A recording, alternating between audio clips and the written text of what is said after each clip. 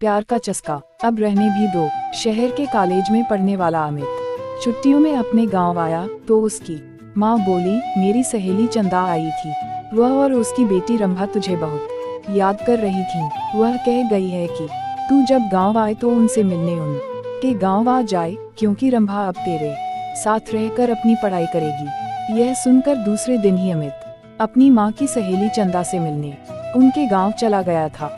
जब अमित वहां पहुंचा तो चंदा और उनके घर के सभी लोग खेतों पर गए हुए थे। घर पर रंभा अकेली थी। अमित को देखकर वह बहुत खुश हुई थी। रंभा बेहद खूबसूरत थी। उसने जब शहर में रहकर अपनी पढ़ाई करने की बात कही तो अमित उससे बोला, तुम मेरे साथ रहकर शहर में पढ़ाई करोगी तो वहाँ पर तुम्हें शहरी लड़कियों जैसे कपड़े पहनने होंगे, वहाँ पर यह चुन्नी वुन्नी का फैशन नहीं है। कहकर अमित ने उसकी चुन्नी हटाई तो उसके हाथ रंभा के सुडौल उभारों से टकरा गए। उसकी छुअन से अमित के बदन में बिजली के कट जैसा झटका लगा था। ऐसा ही झटका रंभा ने भी महसूस किया था। वह हैरान होकर उसकी ओर देखने लगी तो अमित उससे बोला, यह लंबी चौड़ी सलवार भी नहीं चलेगी, वहाँ पर तुम्हें शहर की लड़की की तरह रहना होगा, उनकी तरह लड़कों से दोस्ती करनी होगी, उनके साथ वह सब कुछ करना होगा जो तुम गांव की लड़कियां शादी के बाद अपने पतियों के साथ करती हो। कहकर वह उसकी ओर देखने लगा तो वह शर्माते हुए बोली, यह सब पाप होता है, अगर तुम इस पाप पुण्य के चक्कर में फंस कर यह सब नहीं कर सकोगी तो अपने इस गांव में ही चौका चूल्हे के कामों को करते हुए अपनी जिंदगी बिता दोगी। कहकर वह उसकी ओर देखते हुए बोला, तुम खूबसूरत हो, शहर में पढ़ाई करके जिंदगी के मजे लेना। इसके बाद अमित उसके नाजुक अंगों को बार बार छूने लगा। उसके हाथों की छुअन से रंभा के तन में बिजली का कट सा लग रहा था। वह जोश में आने लगी थी। रंभा के माँ बाप खेतों से शाम को ही घर आते थे, इसलिए उन्हें किसी के आने का डर भी नहीं था।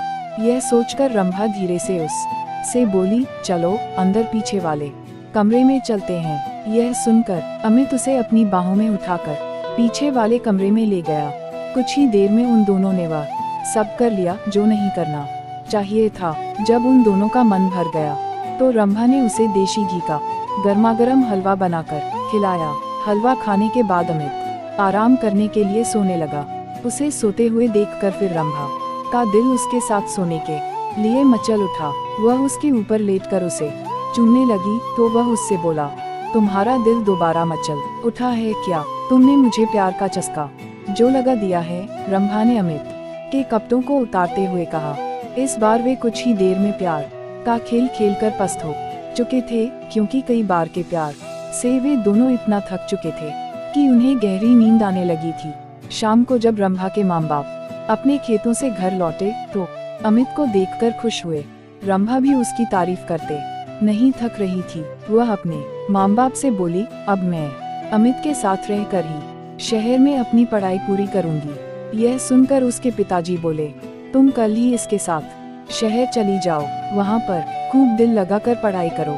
जब तुम कुछ पढ़ लिख जाओगी तो तुम्हें कोई अच्छी सी नौकरी मिल जाएगी, तुम्हारी जिंदगी बन जाएगी, फिर किसी अच्छे घर में इसकी शादी कर देंगे। आजकल अच्छे घरों के लड़के पढ़ी लिखी बहू चाहते हैं, रंभा की माँ ने कहा। तो अमित बोला, मैं दिन रात इसे पढ़ाकर इतना ज्यादा होशियार बना दूंगा कि फिर यह अच्छे अच्छे पढ़े लिखों पर भारी पड़ जाएगी। रंभा की माँ ने अमित के लिए खाने को अच्छे अच्छे पकवान बनाए।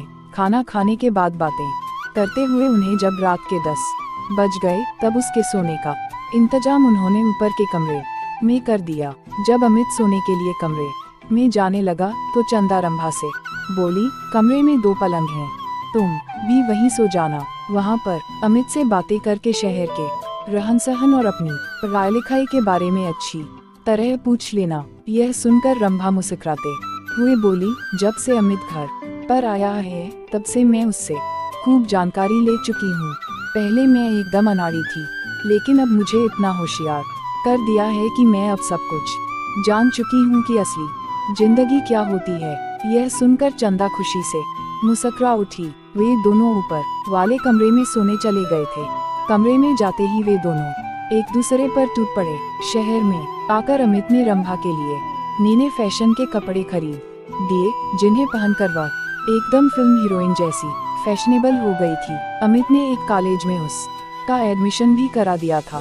जब उनके कॉलेज खुले तो अमित ने अपने कई अमीर दोस्तों से उसकी दोस्ती करा दी, तो रंभा ने भी अपनी कई सहेलियों से अमित की दोस्ती करा दी। गांव की सीधी सादी रंभा शहर की जिंदगी में ऐसी रम गई थी कि दिन में अपनी पढ़ाई और रात में अमित और उसके दोस्तों के साथ खूब मौज मस्ती करती थी। जब रंभा शहर से दूसरी लड़कियों की तरह बनसंवर कर अपने गांव जाती, तब सभी लोग उसे देखकर हैरान रह जाते थे।